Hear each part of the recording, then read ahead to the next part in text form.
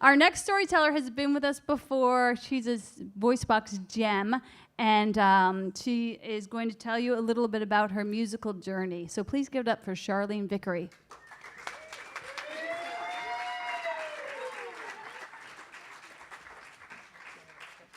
Situated. Joan, I do have my rock, my own rock. I did not pull it out of my bra, but I did pull it out of my purse. So, for all of you here that are here at Voicebox, you may not know this, but like you are with the cool kids, right? So one thing I love to be at Voicebox. There was something about once I started coming to Voicebox, I had this feeling like, oh my God, I've arrived someplace. I've arrived someplace where people understand this musical journey, and there are people here that speak a language that means something to me, and I've arrived. I'm here. I'm kind of cool. Like this is like the good lunch table that you get to sit at, right? And I get to do this every month, and so much has changed for me since I started coming here to Voicebox. For the first and foremost is that we all get to hang out with the rock godasse. I'm saying that the way Kate Blanchett says it because I love it. The rock godasse. So now I go to live music like once a week at least. I am seeing live music. There's, my Roots and Blues night. That's every Wednesday night. Bluegrass night is Sunday night. So my life has changed in this very dramatic way since I started coming here and being part of this. So I've really, like the live music scene in Chicago, like does everyone know this? Like I was never a concert goer. This is not something that is something I even understand. I was raising children. We didn't go to concerts. I went to one Billy Idol concert when I was in high school and I got grounded. Like that was it for me as a concert goer. These papers are gonna fly, and that's probably just as well. So my first musical argument, though, this to show you just really like how far I've come. My first musical argument was in about the 7th and 8th grade, when I took the side. I went to the mat in honor of to defend the honor of Barry Manilow. Okay. I wasn't going to have people talking the way they were talking trash about Barry Manilow. It pissed me off. And every one of my friends was shaming me that I should be listening to Rush, and I should be listening to Santana, and I should be listening to Kiss, like the frickin' devil music in my mind. And I'm like, no, Barry Manilow is like, do you not understand his epic key changes and the and the melodies and the way that he writes the music? He writes the songs, for God's sakes. Right? He writes the songs. So I held my ground. I really held my ground. And my taste has always been like about a day late, like my mother was Barbra Streisand all the way, and I knew all those songs with her, and I was right there with her, and then it was all about could this be magic, and every kind of wonderful pop tune that I could listen to. So I was really square. Like this was the 70s. And my musical taste was like ran the gamut of like Geranimals, like it was like the Geranimals of music. It was Carole King and Billy Joel. Good stuff now, but back then I was like a pariah. It got better because then we had Michael Jackson made that jump to pop, and I got to be a little bit cool with Off the Wall, right? And then it was disco people. Prince was later. Wait for it. Just wait for it, right? I'm late. I come to the party late, and I stay way too long.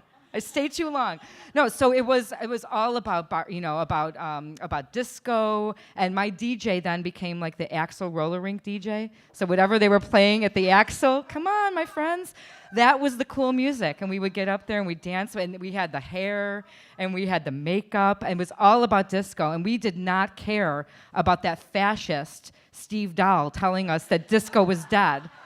Because if I would go to the mat for Barry Manilow, you can imagine as I got older where I was going for my disco music.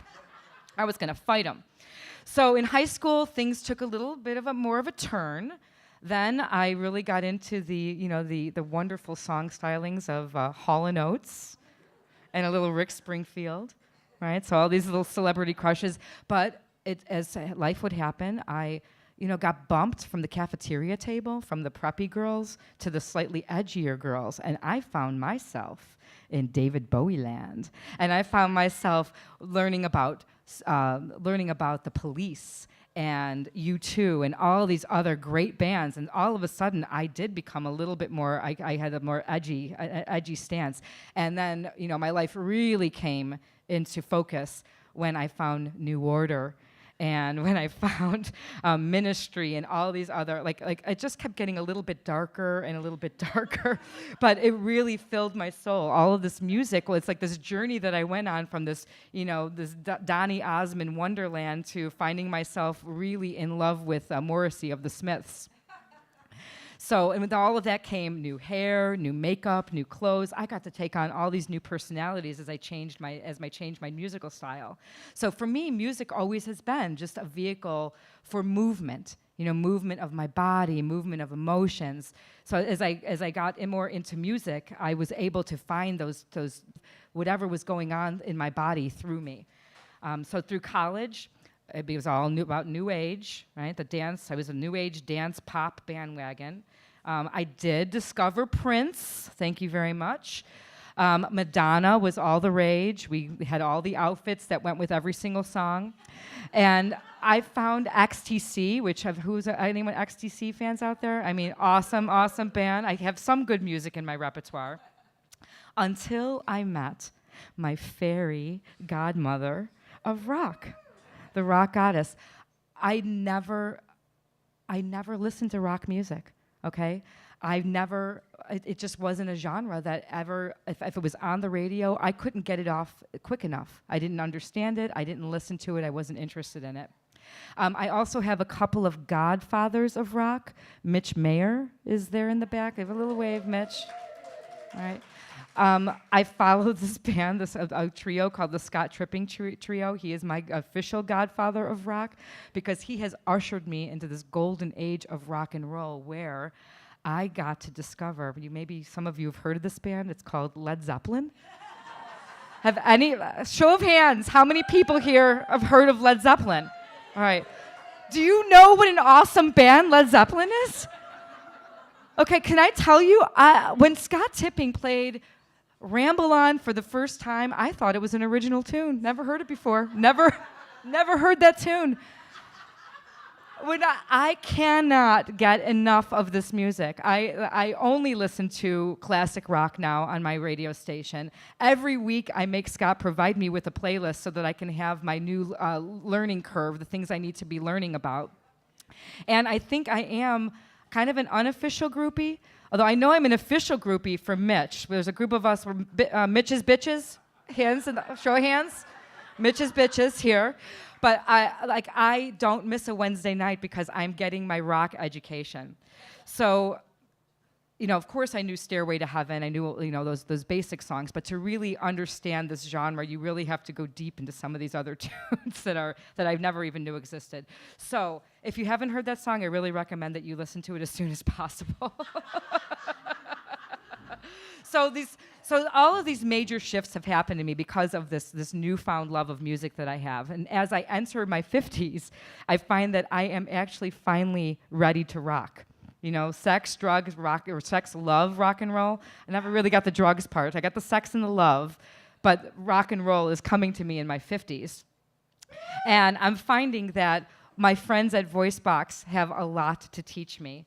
And I'm just looking for that new genre to sweep me off my feet. Terry Falloon is not here, but he did infect me with a virus called I was going to say it's rockabilly, but that was Mitch. Mitch got me into rockabilly, which was really good. But bluegrass. Are you guys familiar with bluegrass? Have you ever heard of blue? It's incredible. And these are incredible musicians. So there is such great music, and I'm so looking forward to what's coming around the bend for me. Thank you so much.